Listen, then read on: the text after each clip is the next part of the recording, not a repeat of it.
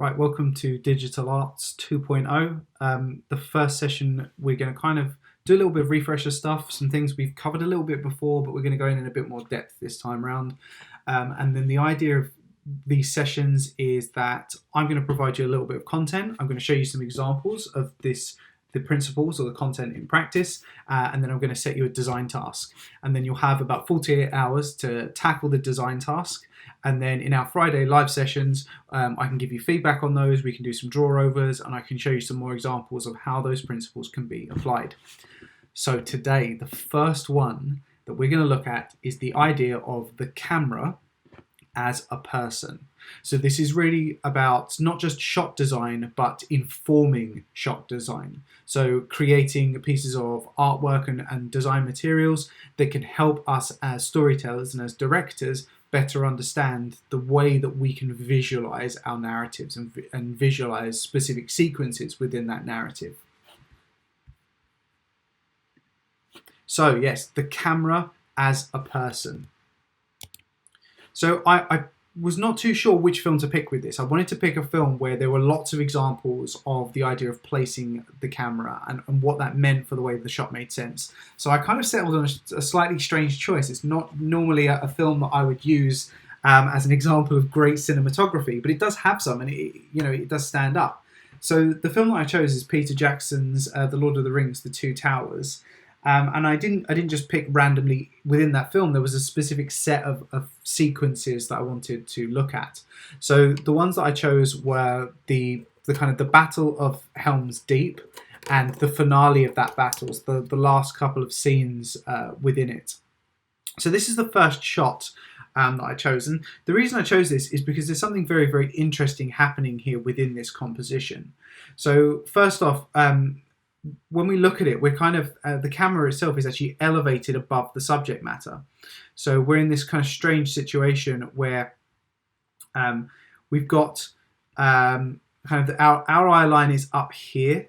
So our eye line is almost level with this character. And then we're almost looking down onto the rest of the Uruk-hai, so the kind of the enemy army, the villainous army of the narrative. And it's a really interesting shot because what it's basically saying is, even though we can't see it, actually down the bottom here, our camera operator or our individual who we're seeing this through the eyes of is also elevated above the rest of the army. So they're standing on a platform as well.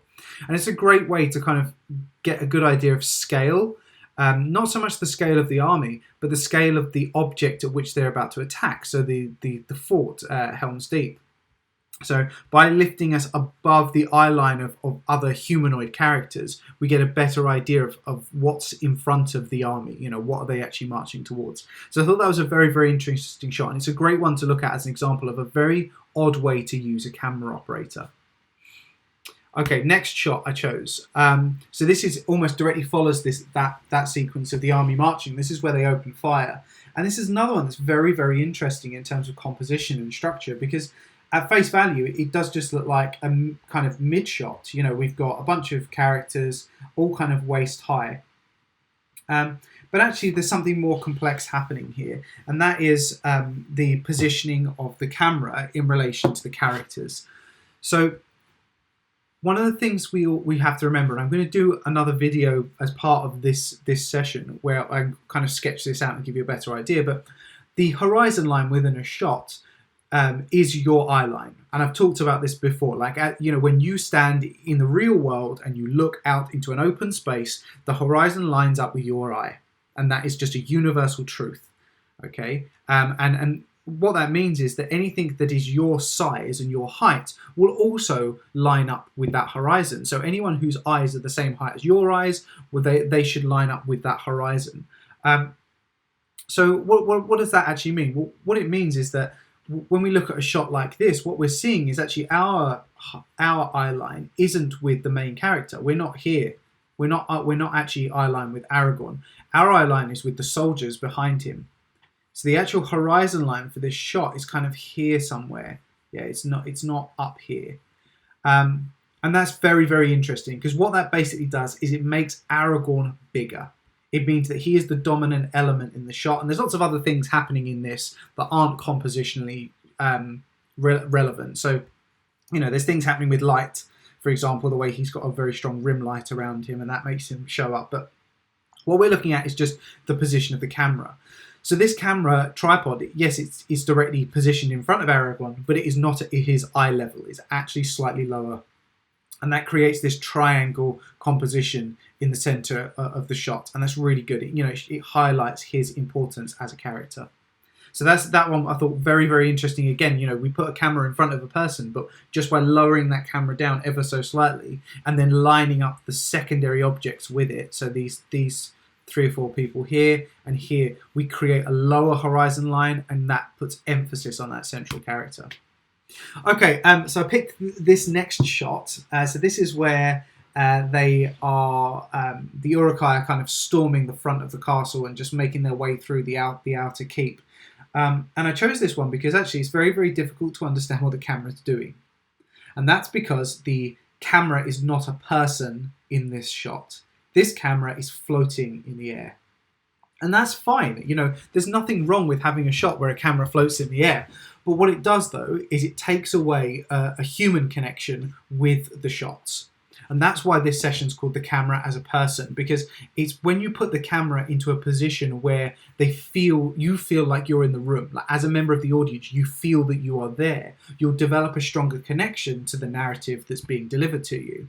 Shots like this aren't for that purpose. That's not what they're for. They're actually to help us understand the world a bit better and understand scale and where characters exist and how they're positioned. And that's what's happening here. Is what we're seeing is this camera sort of floating in the air, and it's just tracking these Uruk-hai from the bottom right to the top left. It's moving with them to show them moving through the space.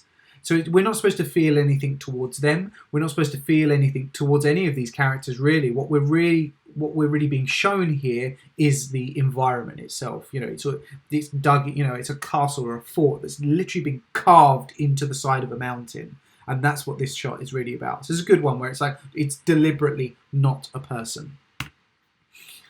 This one again, really interesting. So this is what's happened here is, instead of with this shot, this camera's kind of floating. And what they've done is they've taken this idea of the floating camera and taken the same camera, almost the same presence, and gone, okay, well, what happens if we put it on the steps? What do we see if we change position slightly and we just put someone on the ground at the base of this castle, at the base of Helm's Deep? And that's where we get shots like this from. So this is us effectively looking up at that rocky incline in the beginnings of the building. And within the narrative, what's about to happen is, I think it's Aragorn and Gimli are like sneaking out the side door, and then they're going to just run round and kill a bunch of bad guys or something. But it's a really interesting shot because it's positioned so low, and the actual horizon line for this shot is actually out of the camera frame. It's right down the bottom here, out of shot, and that means that everything that we're looking at in the shot, we're looking upwards. So we're using these vertical perspective lines, and actually this shot has it has very good 3-point perspective. So there's a vanishing point over to the left, a vanishing point over to the right, and then there's another top vanishing point as well. And that's where we're getting these kind of diagonal vertical lines coming from. So it's a really interesting kind of triangular composition. But it's all because that camera operator has been put down on the floor. They've been dropped down to the bottom. Here's another example, just like this one, where the camera isn't the person. It's deliberately not from the perspective of a human. This is like, okay, let's just float it around in the air. Why are we doing that? Well, it's not about the characters. It's not really about the story. It's about the place. So we've got a camera that's basically just flying it's either a very, very high crane, so possibly a crane that's being launched off the top here, or it's a dead vertical crane. So it's literally a camera just hanging on a rope, which is funny because it's actually quite an outdated method now. I mean, to get a shot like this now, we would probably just do it in a game engine, or if you did want to do it on set and get it for real, you'd use a drone to get this kind of shot. But the idea is that it's not a human, it's about the space. So it's showing us, look how many people there are present in this space, and look at what they've got to overcome. Look at what they're trying to attack here and how difficult it is. And it gives us a good idea of scale, especially when we've got these recognizably human characters here.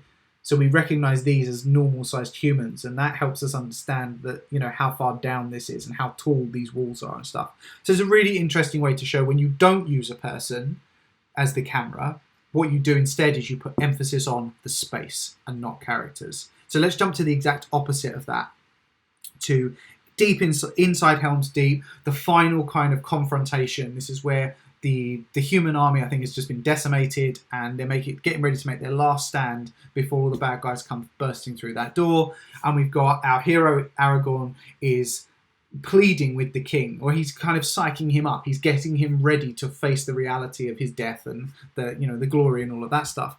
And what we've got here is a really good shot, because our horizon line is quite literally like through the back of Theoden's head, the king. You know, we're looking almost through his eyes. So we're seeing everything from his perspective.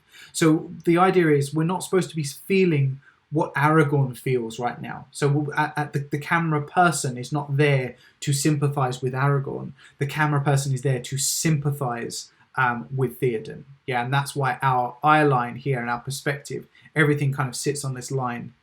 So it's about the horizon line for this shot is about here. Maybe, I think it's ever so slightly above where Aragorn is, and that's just because he's not standing up straight, he's squatted down. So the horizon line's kind of around here. And you can even see where it's moving towards a vanishing point. You see the lines here on the right-hand side of the table. So they're leading upward to a vanishing point around here. So yeah, you've got a really nice shot there where it's quite literally just forcing the audience through this idea of the camera as a person to empathize and sympathize with the perspective and the feelings and the emotion that Theoden's going through. The only negative I would say of this scene, and it's not a negative in that it's a bad shot, but it's something that you should only use if you need to, is how much of the composition is occupied by his head. So he's taking up 50% of the shot. So it's very kind of forceful in saying you will see things from his perspective, because we're not going to give you any more information. Half of your visual information at this point in time is the back of this character's head, and it's quite extreme, and I wouldn't normally recommend you using that much space in a shot. Maybe a quarter at the most is probably enough to get it across, but in this context I think it's kind of acceptable. And then finally, the last one we're going to look at for this quick lecture before we do some demo stuff is this shot. So this is, they've kind of rushed out on their horses. They've embraced their imminent death, and then the big surprise is, well, Gandalf's arrived and he saved everyone. And we get this shot of Theoden now seeing this army come to the rescue. And it's a really simple shot. It's a close-up. There's nothing particularly spectacular about it. However, the placement of this is really clever, because what it's doing is it's the camera position, the person that this camera represents is actually a standing individual. So they're standing up at a normal height. And Theoden is on the back of a horse. So what we're getting here is a shot where we are not looking through his eye line, but we are looking up at him. Yeah, so we're down here, our horizon line is way down out of the shot, and we're looking straight up at this character. And it builds this sense of dominance. When you look at it here where we're eye level, we're a human, he's a human, and we're equals in this shot. To here, where he sits above us, he's higher than us, he's empowered. So it's delivering the narrative that he has kind of earned his right to be the king, and to lead, and he's shown the bravery required. So we are quite literally looking up at him as a character. So again, really, really interesting shot. So what does this all mean? Well, what we now need to do is think about how we can apply that and how we can start to think about these principles when we're designing. So the task that I'm going to set you, we're going to look at this idea of like the actual person as a camera operator and what that means for your shot. So I've got a short task that I'd like you to tackle for that. And then I've also got another video that I'm going to put up this morning, and that's around field of view and around the amount of visual information that we can cram into a shot and what the impact is for that in terms of how much our audience can understand of what we're saying. Okay, so so go back and you can rewatch this video and just look through those shots again and try and pull out some of the information I was talking about. And then in this section on Moodle, there's a short task that I'd like you to complete. You can do it on paper. You don't need. I'm going to demo it in. I'm just using some digital drawing software, but you're welcome to just do it on paper, and you can take some photos of it or shoot some video of it, and do it that way if you want to. I think that's probably an easier way actually. Is just pencil and paper. And then you can get all of this material ready and sketched out, and then on Friday in the live session we can take a look at everyone's work, and I can demonstrate some more processes that you can apply.